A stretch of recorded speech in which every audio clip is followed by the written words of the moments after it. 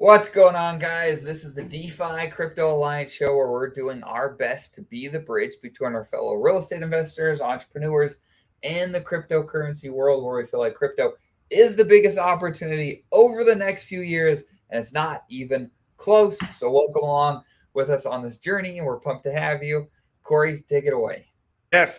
Good morning, good afternoon, beautiful Hexicans and everybody in crypto. We are so blessed to be here today on this wonderful journey where we're going to use crypto as that wealth creation tool and use real estate as that wealth preservation tool. And we're going to change not only the trajectory of our lives and our families' lives, but hopefully a lot of our friends who want to go on this journey with us.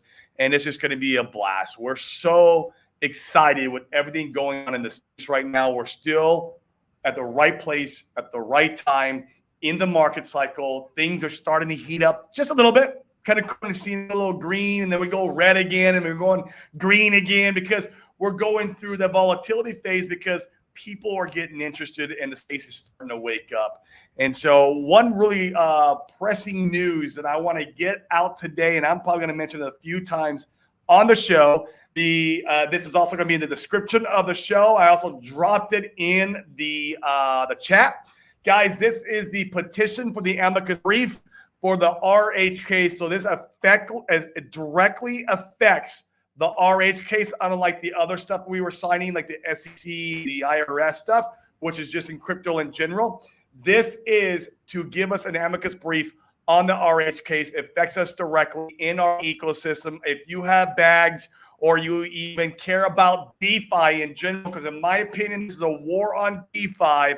Doesn't matter if you hate RH or love RH, whatever it is, it's a direct war on DeFi. Even the XRP community, I was rooting for them when they won. It was a blessing that they won. It is no different. If you believe in DeFi and believe in the space, go sign the petition.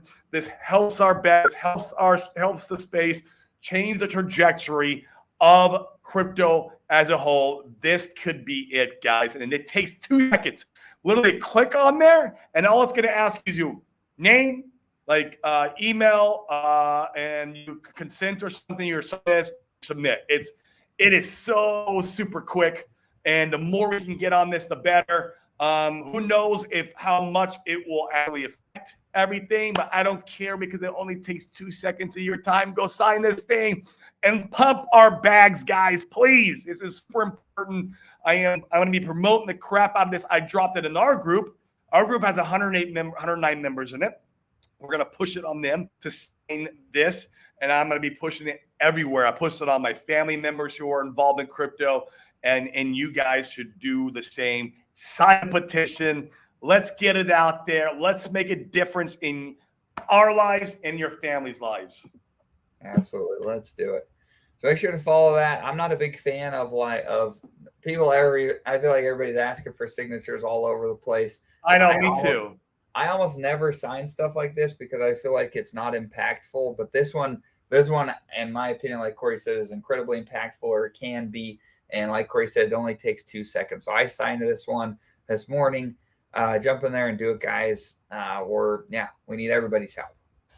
I don't care if you like RH or not, and that's fine. I don't care what coins you like, but if you do like DeFi, this is a fight against DeFi, guys. So please, let's not let the evil 3-letter agencies come and take what we love and precious, our freedom. Absolutely. Let's talk a little bit about. Let me share my screen. Let's talk about where we were at earlier this last week, Corey. That was a lot of fun. I think it's important to talk about. Oh, the event we were just at? Yeah. Oh my God, what a success that was. That was fun. So, and I've got to do a better job I need to get one with you, Corey. I didn't get any pictures with you and I was the whole time. I didn't even think about it either. I was just like, I got a picture with Dylan.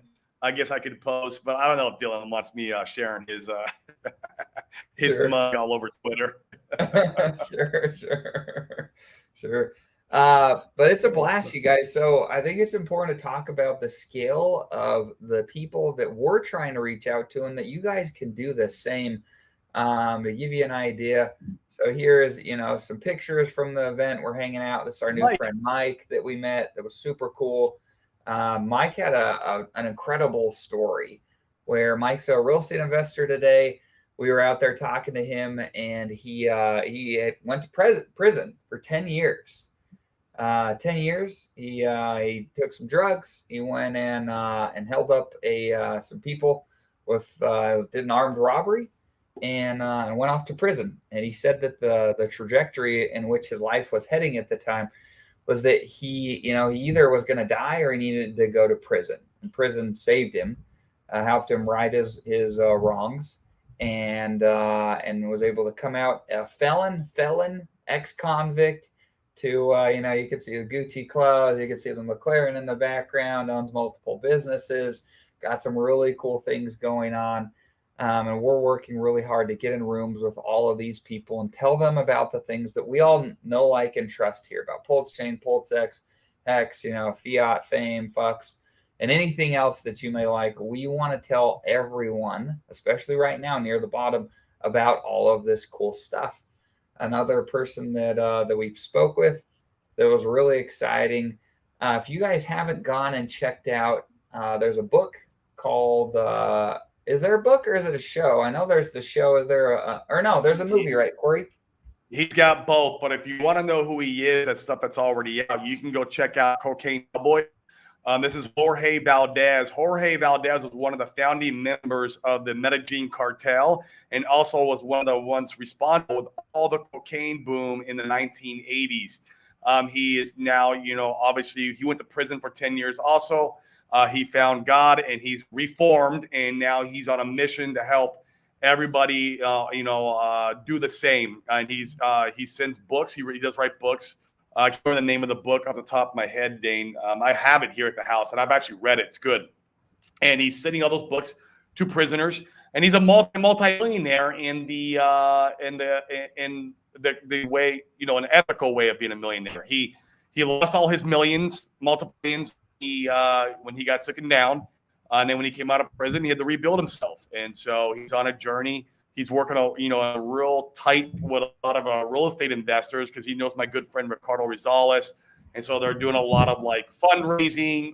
Obviously, the book sales, and then they're doing masterminds to help the prison community, and it's really cool. The guy's on a really super cool mean Daner about it. I think we're going to go to his next mastermind that he's having. Hopefully there'll be some individuals in there. Maybe we can onboard Jorge right into PulseChain. We were able to probably get Mike. Mike's going to be coming on board. We have a call set up with him. Shouldn't be an issue to bring him in, but Jorge Valdez would be really fun if we can make it exit. Well, and Jorge is a big deal. So in talking with him, he has, like Corey said, he has a private event. You had to be at this one to attend. It only took 20 people. It sold out in about a minute. They said, if you want to come to this event, come up on stage right now. And Dylan looks at me, and I look at Dylan. And he says, "You want to go?" And I said, "You want to go?" And he said, "Yeah, let's do it." So we went up there. Me, Corey, and Dylan. We're all going to go and hang out at Jorge's house for a couple of days. I think it's in January. He'll cook us food. We'll network. We'll be able to tap into what he's got going on. And he even invited us to go and be a sponsor at an event where they're doing a Netflix documentary on his life. He invites us to come and be a sponsor at that event in Miami. They're doing a rooftop private screening of this documentary. He's going to have some of his celebrity friends there, Keanu Reeves. Why do I keep blanking? What's the comedian Hart? What's his first name? Why do I keep forgetting that? Kevin Hart. Kevin Hart. Yeah, Kevin Hart will be there. We got some of these different guys. So there's an opportunity for us to go and network with more of those guys. We got to determine if that makes a lot of sense. It's a rather expensive sponsorship. And so we've got to weigh those things. But man, opportunities are plentiful to talk to people, especially these big money guys. If you know how to frame cryptocurrency in the correct way, everybody knows that they're getting eaten alive by inflation. Everybody's tired of the government taking advantage of us. They're tired of the Federal Reserve.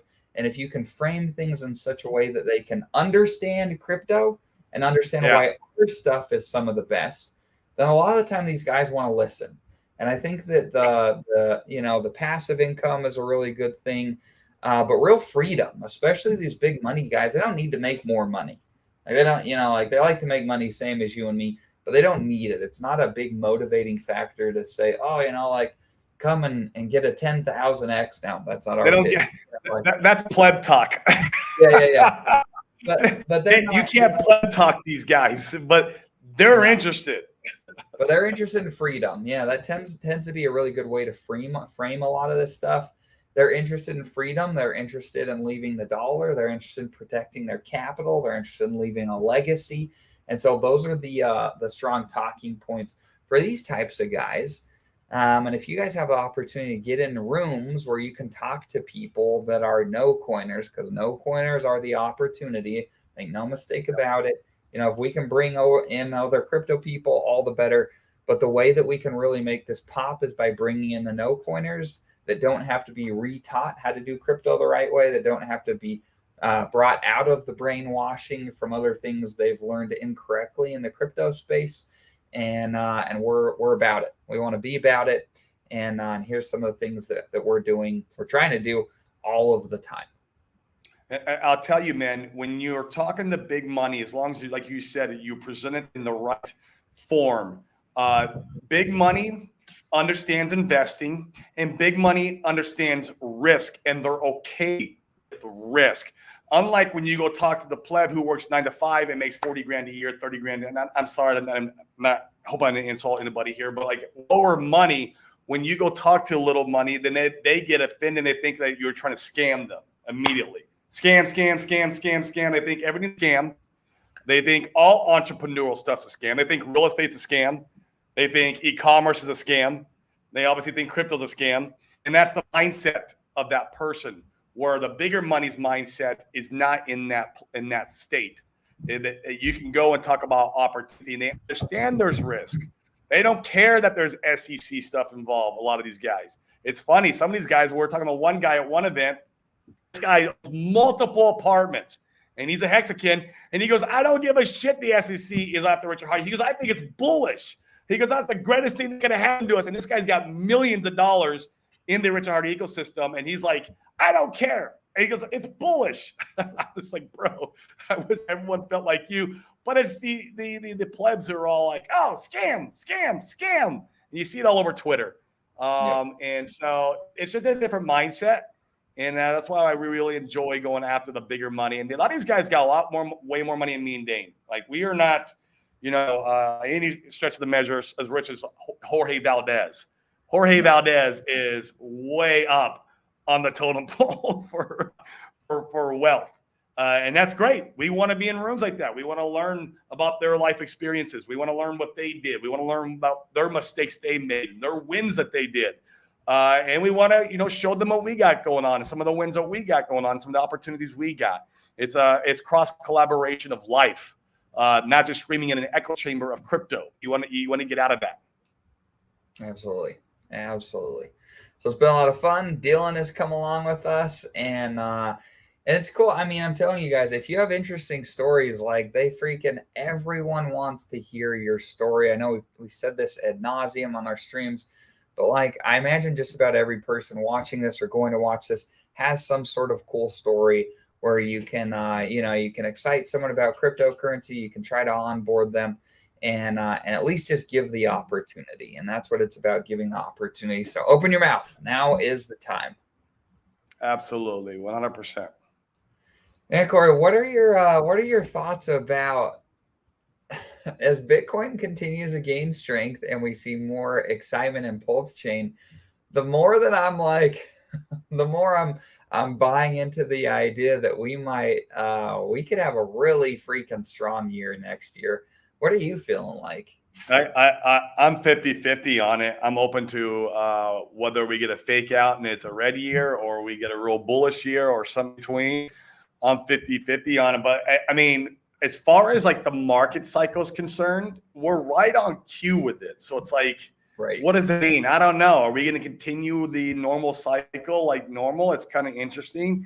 Are we going to have a left translated cycle? Or are we going to have a cycle that gets elongated all the way, drawn out to 2026? It still remains to be unseen. I would say, there's a saying that history, what is it? I heard you say it earlier this morning, Dane. History never repeats, but it often rhymes.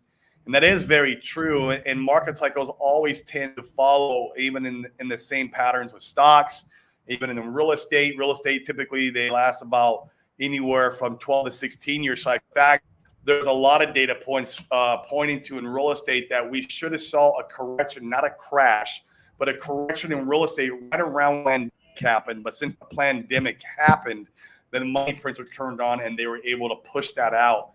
And who knows what's going to become of that. That was what a lot of the people were saying. And who knows? It's interesting to think about all the different scenarios. We want to make sure that we don't forget, anything can happen, and markets are unreasonable. But I don't know, man. If we just get we might just get the typical 4-year cycle too, man. We might. If that's the case, then I'm happy. I'm fine. That's what I kind of have planned upon when I was building out my portfolio, including some of my market cycle stakes that I created with Hex. You guys know that's what I believe. I believe in market cycle stakes. I don't believe in the 5-5-5 and staking ladder narrative. That's the way I build out my portfolio. And if it happens, great. And, I don't know, man, but we're right on cue. Like, everyone's showing stuff that we're right on cue with the normal cycles. I mean, we're having our green October. I mean, we got one more day. We got one more day of the month. It's Halloween. Hold the line. Hold the line, right? Hold the line one more day, and we can get a nice monthly green candle, including in our assets. We're going to get a monthly green candle. How about them apples? Oh, man. It feels good. It does feel good, man. It's exciting. We're alive. We're well and kicking. And I don't think we're going to go anywhere. I think we're going to have a beautiful market cycle. And whether it happens whether it's short-lived through a left translated or long, I don't know, but I think we're going to do just fine. Yep, absolutely. Oh, that's a good question. So if I'm understanding this correctly, Paul, when you say the counter narrative, it's the idea to go against what the crowd is doing.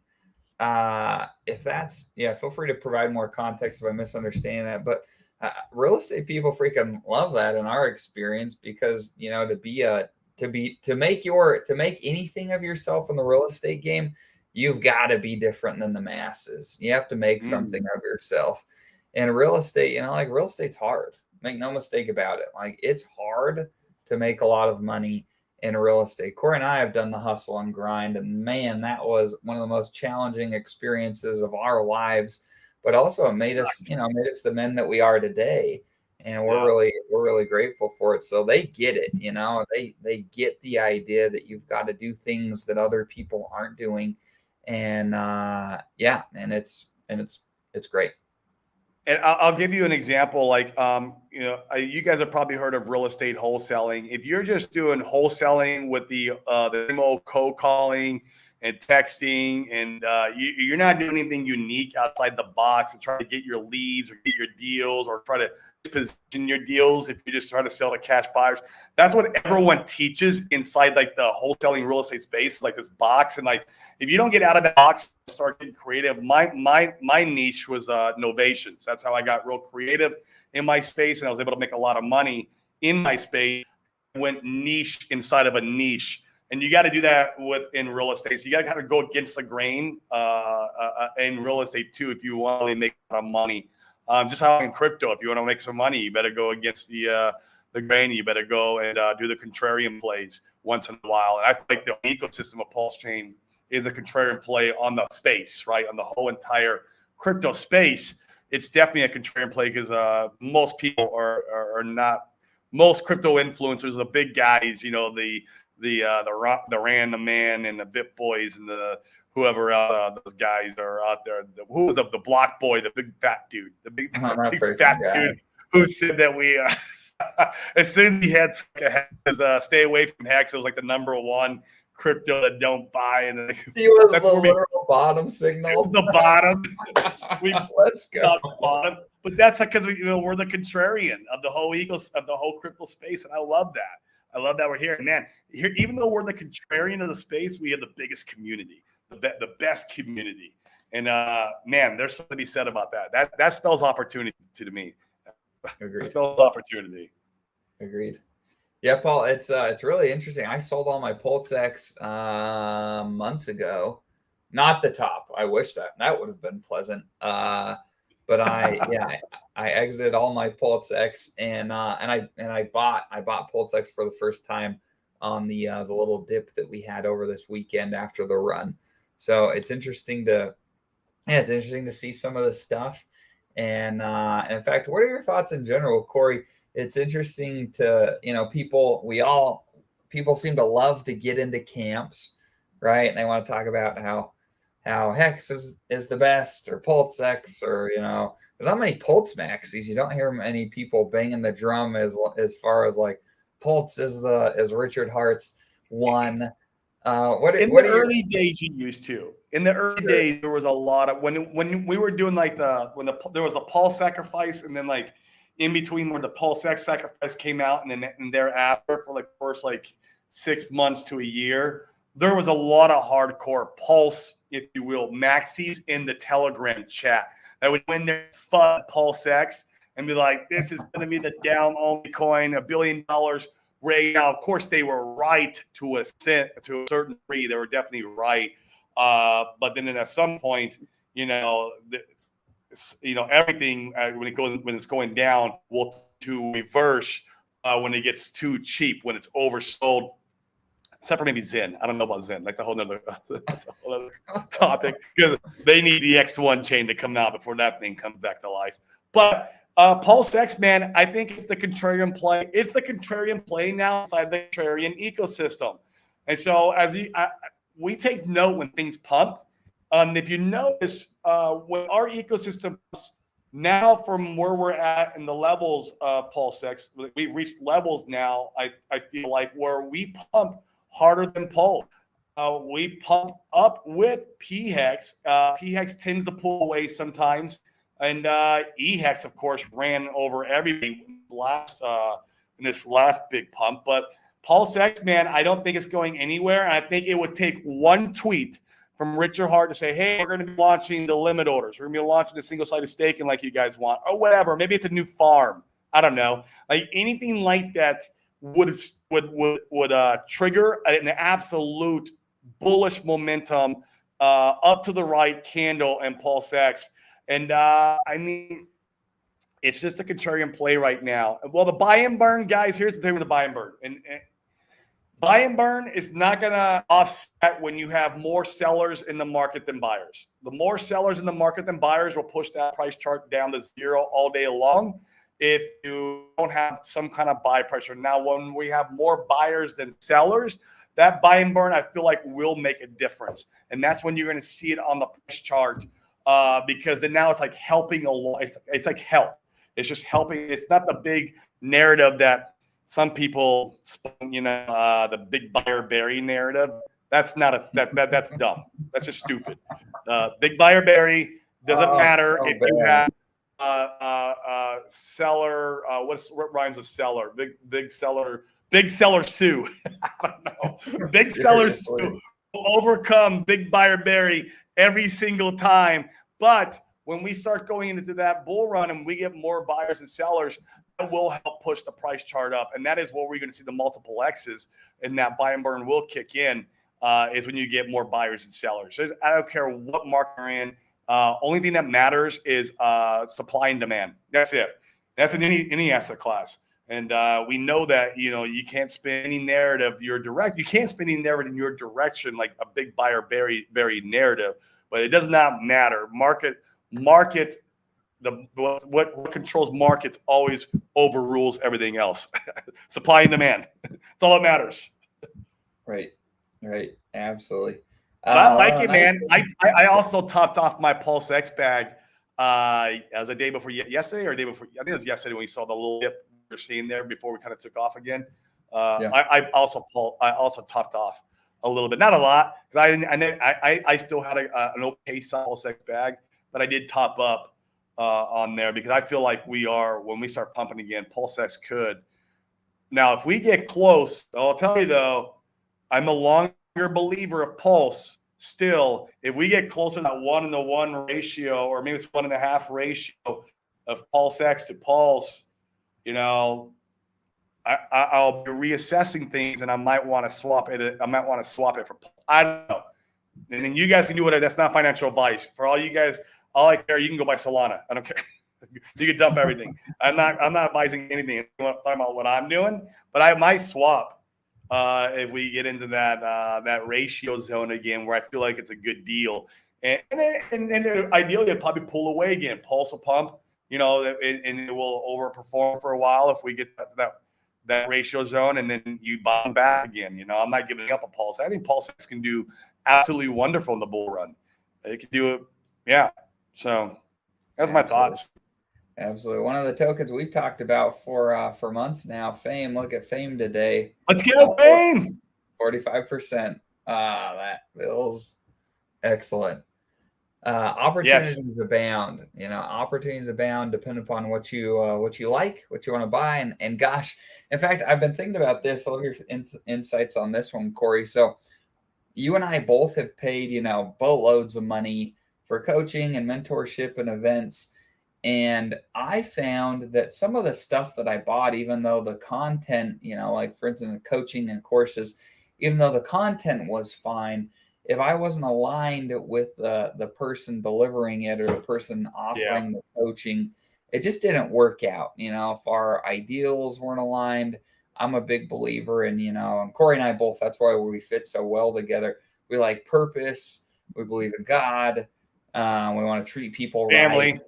Yeah, family. Those are all like, we believe in those things. Those are core principles for us. And some of these guys, which, I teach their own, they want to just do different things. And those types of relationships have not panned out particularly well for me. And I think you can apply that in some regard to how some of the cryptocurrencies are built, how they work, and where you want to align with. So for instance, like I'm thinking about this in relation to the pH stuff. I like that stuff because, I like it because of what it brings, DeFi banks, DeFi tools. This is places where big money can come and play and do their thing. It's, throws off kind of like a stock dividend where you're earning money every single day. I like those types of things. They appeal to kind of like some of my core beliefs when it comes to crypto. Do you think that's something that we could apply, or how might you apply it, Corey? What are your thoughts? Absolutely. And also resonate with the founder and some of the way he carries himself and the way he talks about markets and how, I love the way, but when he holds a space, I learn something from him every time. And there's something to be said about that and that's probably why I didn't sacrifice for it, right? Because what they're doing is cool. And guys don't hate me for it. Of course, they can bring adoption, they can bring a lot of money over, and they have a space, right? Space for those guys. It's just not where I resonate with, and where I really, where my, just where my beliefs are, I guess. Let those guys do what they're going to do. And I like what the PH stuff is, what they're doing. Yeah, there is something said about that. You find your tribe, right? You find your tribe, the people you resonate with. And that's how you want to live life, right? You want to live a life with people who have the same values as you, same morals as you, same, ethics as you. And you resonate with those people and you grow together. Absolutely. So great question. What do we think about here? I think it's going to be fine. It's just make your own decision. Applicable price chart here. It's not something I'm too interested in. I might at one point buy the BBC token as a meme coin, because once they start implementing like the farms and stuff with the BBC coins, maybe that pump hard like the Ink token did in the early days. I don't know if you guys remember that when Ink did 80x almost like overnight. It was like insane. It was like a complete god candle. And BBC might do that if Hexy Bastard implements some kind of like tokenomics around that with farms. I don't know. Yeah, they have some more interesting farms. We've talked about over the last month or so. One of the big lessons we've learned is more patience. We're not in full bull mode yet. And so, like anything that I'm wanting to get into, I want to be, reasonably patient with. Point in case, so this is Titan X. If you guys haven't heard of Titan X, this is Jake Sharp's project that launched very recently. And this is me last night sitting at my computer filling the FOMO. The price chart is literally right here. I went to bed at about midnight last night. It's sitting right here. And I'm like, you know what? Maybe I should start my my miners in this ecosystem. And then I was like, but Dane, time and time again, we've talked about patience. I was like, you know, I'm going to go to bed and figure out things later. And then whoop, on down we go. So, you know, like, yeah, I would say for anything that you're interested in, I think 9-inch is definitely one of those. You know, it's launched relatively new. I don't think they've seen, I'll pull up the price chart, but I don't think 9-inch has seen a particularly really strong. Pull it up. Hit. Is that? Be curious to look. Take a look at it. Like I said, I think they have product market fit. I just don't resonate with the guys. Oh, there it is. There we go. That's pretty nice. That's a pretty nice. They had price this candle that got sold down initially. What was this? We're on the 4 hours. So this candle got sold down initially. I mean, I don't. Yeah. If I'm looking at this chart and this is one I want to get into, I am no chart expert by any stretch of the imagination. So you got to make your own decisions. They just haven't seen a big enough pullback where I'm feeling real interested. That's just me. Yeah, it is what it is, right? You know, that will fit other people in what they do. Like, I love watching Randy Hilarski, right? And I watch him almost every single night religiously. He's one of my boys, and I really resonate with a lot of his ethos. But he was big in the 9-inch, really big in the 9-inch, and that's great. You know what I mean? Like, but I was like, I don't see the vision for me, so that's cool. And I mean, and I hope all those guys get a 1000x. I do. I hope all those guys get a 1000x and they kill it, because that's good for my bags indirectly anyways, like just by being in our ecosystem. And so yeah, more power to them. And then, like I said, I feel like they are feeling a small gap there with the whole meme coin narrative and the DEX for a meme coin and the whole thing they're doing. I believe they are feeling a gap with some of the guys in the crypto space. Just not mine. I resonate with the PH stuff. Yep. You figure out where you resonate. It's pick your tribe. Right. Yeah, Motley. I'm learning. We're trying. Motley, it never ends, bro. We are trying. But yeah, I mean, I like 9-inch for what they're doing. I think I love the marketing. I think it's freaking hilarious. I think the marketing is excellent. So they're going to bring a PulseChain adoption. That doesn't mean I necessarily, want to buy the stuff.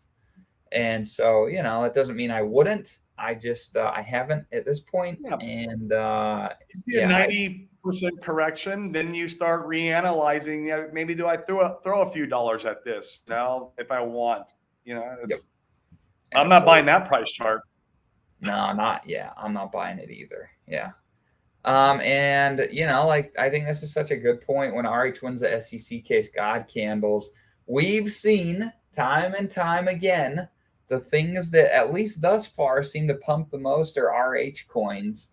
Gosh, I mean, I like within a certain measure, I want to buy the things where I feel like I have reasonable upside and I can mitigate downside.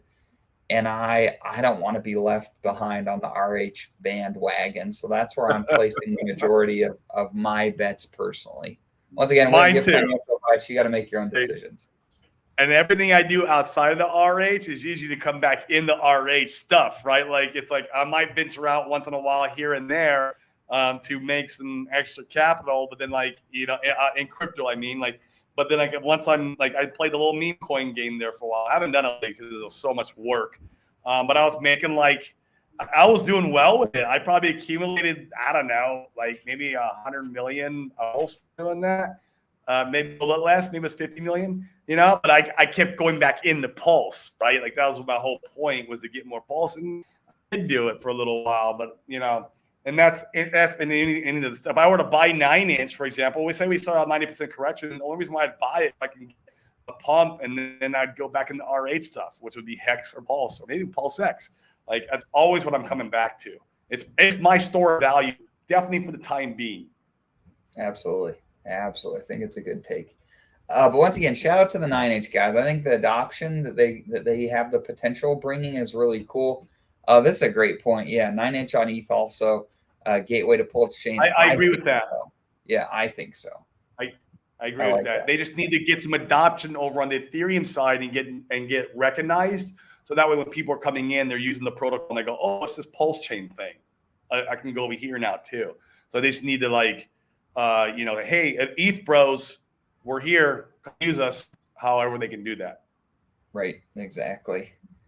I mean, I'm happy to share my my war stories. So like another one. And let me pull this up. Yeah, Norbert says, yeah, I mean, like it's brutal out there. Yeah, very down for now. Let's see. No, Norbert, don't buy it. If you're gonna do anything, just mine it. Just mine it. Don't buy it. It's like Zen, dude. It's just like Zen. You don't want to buy Zen. You want to mine it, and then that way, hopefully, you somewhat profit when the mine comes due. Which Zen has done a halfway decent job of doing that, even though it's a down only token. Usually, he's going to sell it and profit. And it's the same with the Titan X. You just mine it. Don't buy this token. Yeah, and I have the feeling that with Titan X, I mean, we've seen how Zen just went down and down and down and down some more. I have a feeling that Titan X. Dang, it's an 8-year play, bro. It's the 8-year. Man, forget being. Yeah, if you're not, I'm not breaking weight in 8 years to be rich. You're not waiting 8 years to make a milli, bro. Come on, man. Oh, jeepers. Oh man. But like point, I think it's just interesting to assess, right? We want to assess, we want to learn from our mistakes. So like, here's the PHUX chart. This freaking thing. I mean, this was like about a full month of up only. And I bought, where did I buy? I think I bought a grip like right in here, right in this range. Cause I was like, man, maybe this thing is different, like it's only going up, like I don't want to get left behind. And once again, I just should have been more patient because it retraced back to the levels today. And I bought some more. So, like my bag will be fine. I'll be positive without, I don't even need a double to be back positive again, just because I DCA'd in, but like patience, sir. This was different and it's up only token. It's just retarded, like I'm thinking in my brain, I'm like, what were you doing? Like, what were you thinking? I do the same thing, man. And it's been quite a learning journey for me, this crypto experience. And it's been it's been a full one. There'll be some mad gains being had though. I do the same, man. It's like I'll tell a little story. And I didn't put a lot into it, but like even when Ink was running hard, I fumbled in the top a little bit. It's like, maybe this thing is going to $1,000. Here's $1,000. And then boom, it dropped. I was like, oh, nope, it was going to $1. Great. $5 turned into like $10. Great. That didn't fumble a lot, but like we all do it. We all do it, man. It's like it's human nature and human instinct to buy tops and sell bottoms. And this is what we need for our ecosystem to thrive. You have to have that.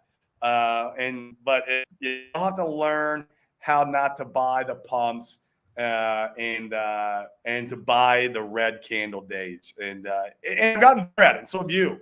We've gotten really good at that. When people are buying, we're getting really good at buying max FUD now. Yeah, we're getting better at it. That's good. There's you guys killing the comments today. Some excellent comments. I mean, so this is okay. Here's another thought that I've been thinking through. I just like, unless you've got a significant amount of money to be able to go back a project, it's the same as a business. It's just being well capitalized. If you're not well capitalized, your thing probably is not going to do particularly well. And, being capitalized, having community, we've talked about our buy box on here. I was just going to go into the buy box. Who's the most well-capitalized person that we're aware of, and what tokens do they have? There's a certain DAI wallet that is I think the largest holder of DAI that just so happens to have made some of the things that we like. Like I want to be in those types of things, Titan X. If anything's related to Zen and how Zen was built, it makes me. And I'll elaborate a little bit more on this, and I'll even get to more of the controversial part. Like, guys, part of our buy box is having a founder who has either running very successful businesses, who has created a cryptocurrency that is successful. It could be or, right? Or someone who's knowledgeable markets. Like Buck is a perfect example that fits our buy box of creators. So is Richard Hart.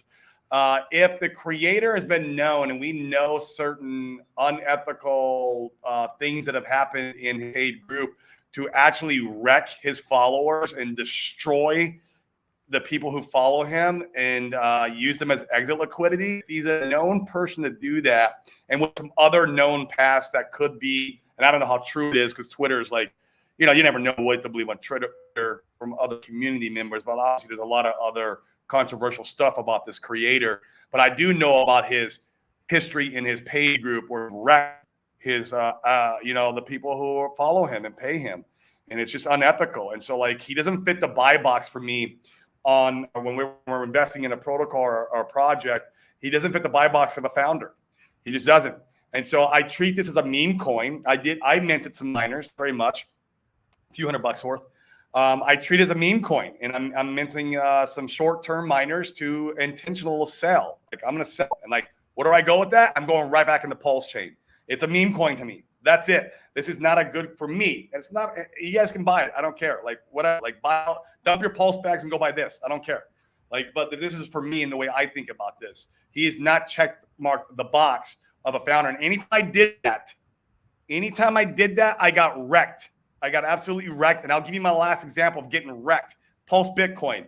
They did not fit that buy box on the founder. And I got absolutely destroyed in that venture. And I put $50K in that stupid protocol and got wrecked. So like, be careful, guys. Be really, really careful out there. Sure, it can be fun in the short term. It might make some gains in the short term, but be careful how much you allocate to certain protocols, because there's been lessons learned in this bull market and bear market cycle before too, the bull market. There's lessons learned. So like for me, that's how I feel about it. And like I said, it doesn't matter what you guys feel about it. It doesn't matter. Like I said, you can sell everything, go buy it. Yeah, no, you nailed it. No, Molly, like Molly says, strategically set yourself up to profit as much as possible this cycle. Then you're more equipped to roll profits back into the lows for the next cycle. And then Sloth, play one cycle right in your set. You don't, you don't want to diversify yourself too much. And you've got to figure out where those parameters are. I hope the Titan guys go crush it. I really do. I think, I think $1 million, please. And those guys are Hexakins, and they'll bring that money back anyways. Like whatever. Go make millions of dollars. I'll play a little meme coin game with it and then out. Literally, that's my strategy. Meme coin game, and I'm out. Bye. I'm not sitting around here putting hundreds of thousands of dollars in there trying to hold. I see it on Twitter, man. These guys are like insane what they're thinking is going to happen to this protocol. And maybe it does. That's all right. I believe Rachel will be just fine. So whatever. Yeah. Whatever. It's interesting. At the end of the day, everyone wants to talk about tokenomics and all this craziness. The community is what matters, and onboarding. That's it. Period. Yeah. Shiba Inu, Dogecoin are two examples of that. I hope it goes good for those of you that are participating. Yeah. Oh, Sloth's here. You know what, dude? It's because I wore this. You put the call out. Yeah. I put the mass signal out. Let's do it. That's great. Joe asked a good question. So I sold all my PulseX when Richard came out and did that tweet where he was like, he essentially said how single side staking was a bunch of trash. This was a few months ago. Many And months. he tweeted that, and I was like, you know what? I think, and once again, I could be wrong. I bought back in more recently, so there's a right time to buy things and there's a time to sell. He tweeted that, and I was like, the thing that a lot of people are looking forward to with PulseX, or at least at the time, they're looking forward to the single-sided staking. And people were, post some tweets, Richard, when are we going to get the single-sided staking? The current form factor that PulseX in, frankly, sucks. Like, make no mistake about it. And some of these guys on Twitter are like, I agree with that. Beautiful Dex. No, it's not. It sucks right now. PulseX, its UI is garbage right now. It doesn't have many features. Liquidity is pretty good on some of the stuff. That's about it. Yeah. You had to Richard and his team had to release a V2 because V1 was broken when they launched it. Like, there are problems, which is all right. Like, those aren't irreversible issues. It's a minimum viable product. And Richard was like, forget single-sided staking. I was like, man, forget PulseX. So I sold it off. And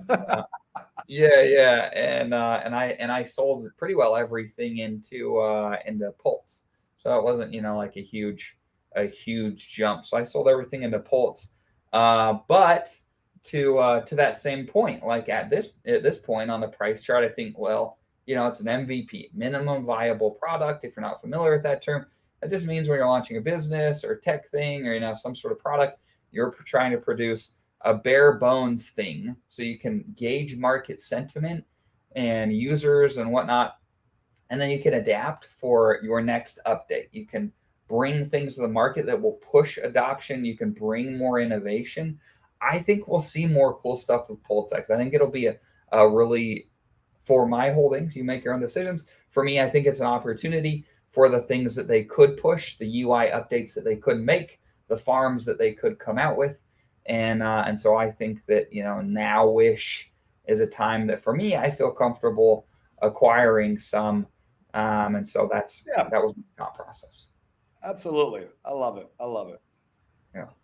Corey knows how to get me to show up. Absolutely. If I would put a Hedron flag on the wall, bro, he would watch our show every day. You need to put it up there and see if it works. I just need a Hedron flag or an Icosa flag or a PH flag because he's doing some good work with the PH stuff. Yes, we need some. Do we have merch and stuff for PH stuff? I don't know if I've seen that. We need to cue Dylan and Buck merch, please, sirs. Yeah, we need like the little Monopoly, black Monopoly man, the pimp, or a shirt. That would be cool. Maybe we should. Maybe that's our opportunity to create an e-commerce store. That's right. We could be a screen printing company. Yeah. Oh, man. Right. So that's probably good for today. Corey, anything else you want to touch on before we go? The only thing I want to stress and hit again, guys, is please go sign the petition on the Amicus brief. It will take you literally 2 seconds of your day. When there's your name, you put your email address, blah, blah, blah, and you push enter. Do that. It helps our bags. And not only that, it helps DeFi as a whole. This is a direct war on DeFi. Everyone knows that. And it's not just because of RH. If you hit RH and you love DeFi, you should still be signing the petition. Just how I was definitely for XRP winning, anybody else getting targeted by the SEC. So, like, these guys are an evil 3-letter entity. They are not doing us any good as far as evolution and technology and crypto and the space as a whole, financial markets. They ain't protecting us. So, come on, let's fight. Take 2 seconds, sign the petition, and let's win this, and let's pump those bags, guys. Absolutely. Cool, guys. We'll catch you later. See ya.